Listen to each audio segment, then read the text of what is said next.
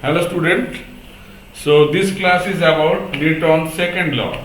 Okay. So the famous law, all of you know that and lots of confusion we have.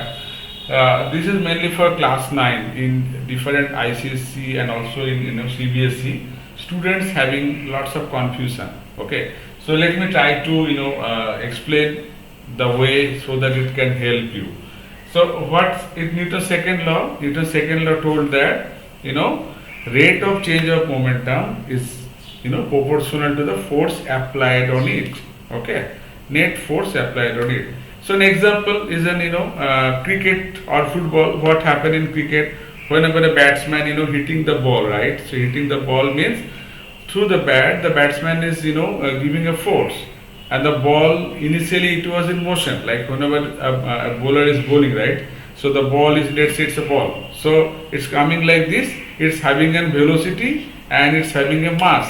So mass and velocity caused the momentum.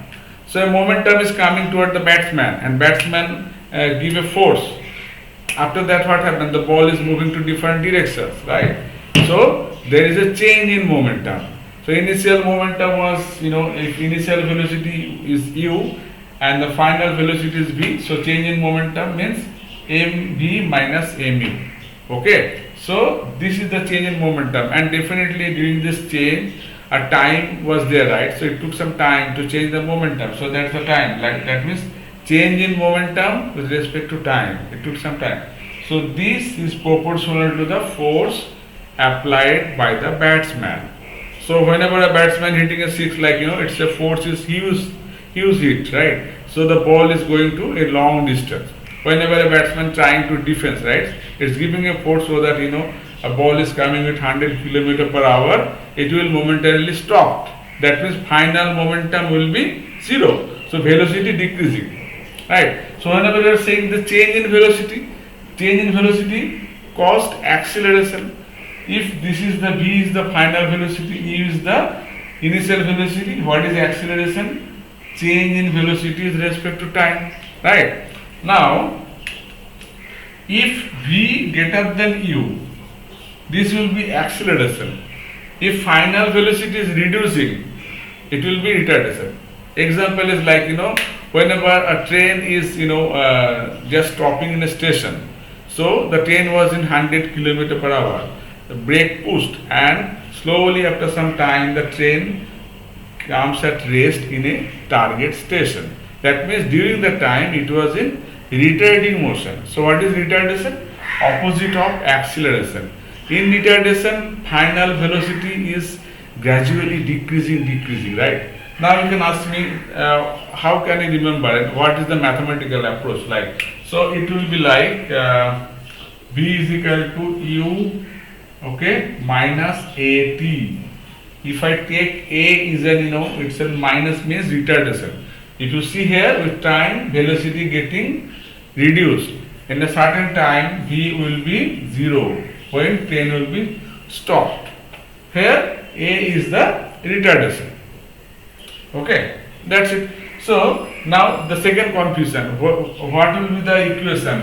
Will I write v is equal to, when I will write v is equal to u plus at, when I will write v is equal to u minus at. U plus at means it's an accelerating motion.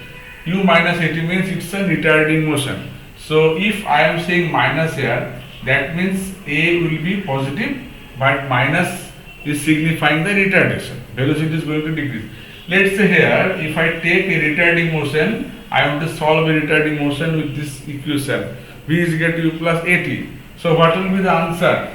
A will be, let's say, minus 5 meter per second square. That means the acceleration will come in negative, which means it's a retardation. So either or, you can take any equation and you can solve the equation. So these two are for the the horizontal motion. Okay. Now, so force is equal to mass into acceleration according to Newton's second law. Acceleration means v minus u by t. Change in velocity with respect to time. Okay. Now, from here one more concept. So here I can write f into t is equal to change in momentum. So force into time is equal to change in momentum. So you can get a question like, they will give you a mass, initial velocity, final velocity, and the course, they calculate the, and the time they can give. Then what is the force? You can calculate from here. Mass, you will give the mass, velocity, final, and the initial and the time. Also, in the advanced studies, like normally in class 11, we are studying the impulsive force. Okay. So there it is a big force, acting on an object for a short interval. That calls impulsive force. That is not in your class 9 syllabus, but yes, for advanced learning, you must know it. Okay, if you are preparing for any national exams. Okay.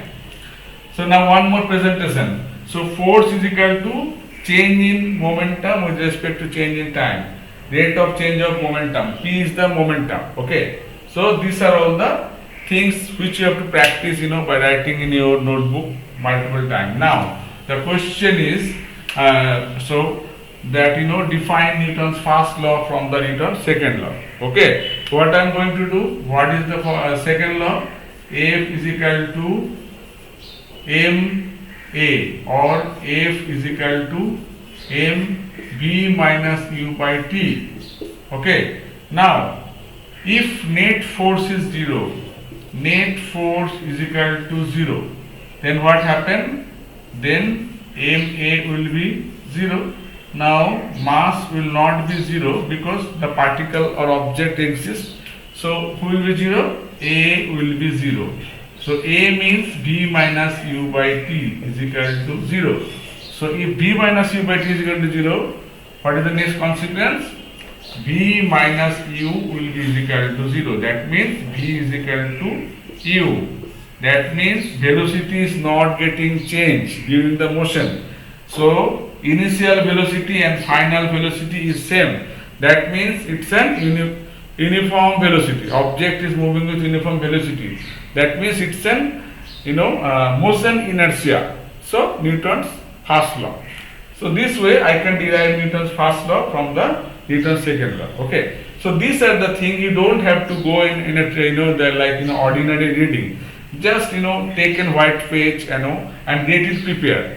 Okay, so for preparation of physics, always try to write something in your white page, in your notebook, in your rough book. Okay, start writing. More you write, you'll try to recall, right? And if you have any confusion, you can ask your teacher.